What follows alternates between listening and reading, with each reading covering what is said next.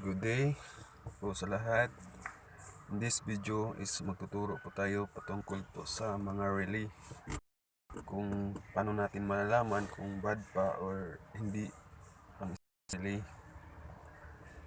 Yan. Yan po ang ating relay. Lima po siya. Titesting po natin yan. Malalaman natin kung alin po dyan ang okay pa at kailangan natin po ng mini jump cable. At ito po yung mga relay natin. Testing natin to. Yan. Taglilimang pin po yan. At may battery po tayo. At test light para malaman natin kung good pa or hindi ang isang battery. Relay po pala, hindi battery. Yun. Isa na po tayo.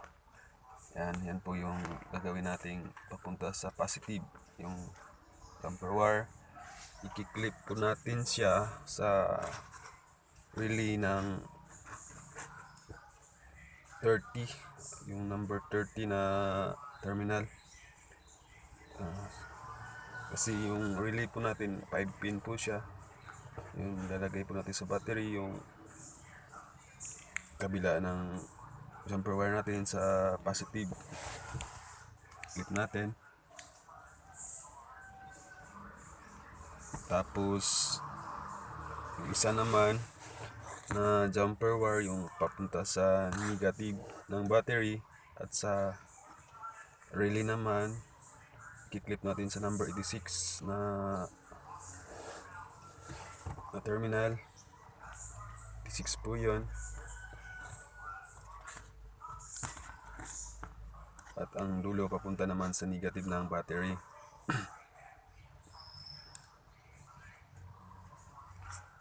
Tapos kuha tayo isa ulit na jumper wire, yung positive ulit na lalagay natin sa 85 going to positive. Yan. Yung 85 na yan, pwede natin gawing switch yan, yung para pang trigger to switch. Yan ang ating test light, kakabit natin sa negative. Tapos yung dulo ng test light lalagay natin sa 87. Yan. Mapapansin nyo po, hindi po siya nag-click, hindi rin po siya umiilaw. Ibig sabihin, bad. Hindi po maganda yung relay. Sira na po siya, patapon na po yung relay na yan.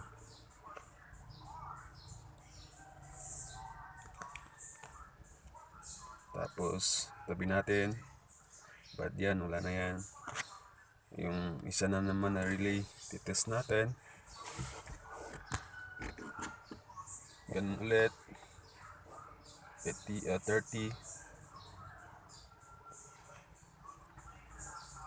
na terminal. Tapos yung isa papuntang 85, galing din yan sa positive ng battery. Tapos lagay rin ng negative sa 86. Tandaan nyo po yung mga numbering ng ating terminal ng relay. 30, 85, 86, 87 is papunta sa test light. 7, yun wala.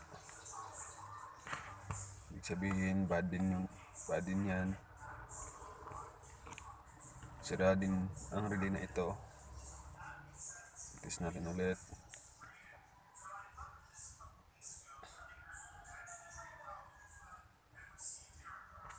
Yan po.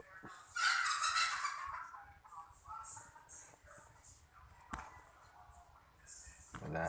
Sira talaga. Yan. Tapo na yan.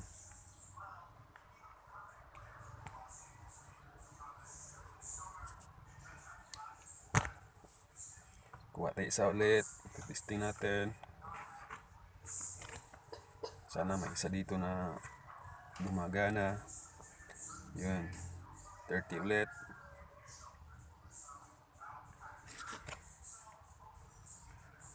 Ground. 6. 85, positive. So, ibig sabihin, okay po, nagkiklik po yon. Good po siya. I-click po ang ating relay. Ayan. Tingnan nyo po, iilaw po ang ating test light. Yun, switch natin yun sa 85. Yun. Yun, gumagana. Ibig sabihin, okay po yan. Relay na yan. Pwede pa natin gamitin sa mga sasakyan at motorcycle.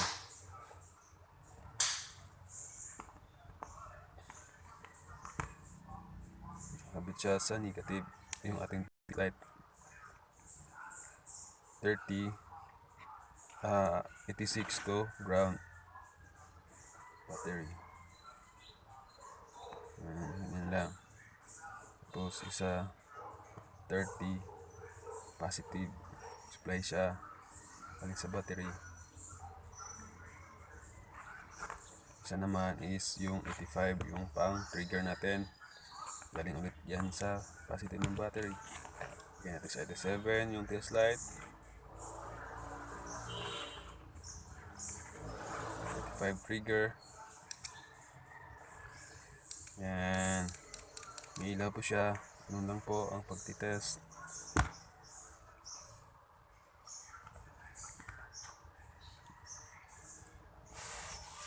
Isa naman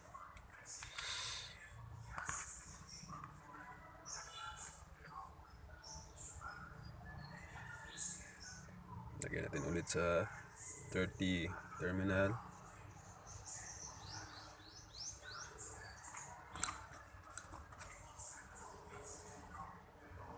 Six ground.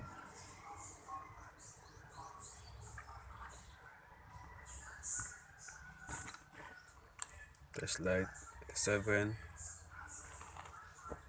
Then 85 trigger. Wala.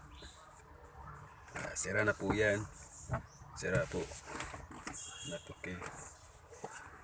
So, yan. Tapo na yan. Last na relay na to.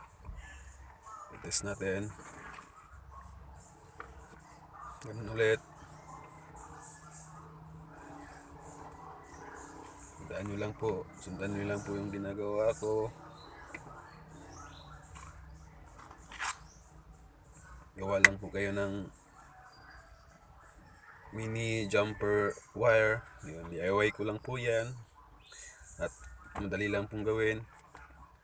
Ibili lang po kayo ng alligator clip. Marami po dyan sa mga auto supply. Ibibili. Yan, okay po yan. Pwede natin gamitin sa ating motor. Yan.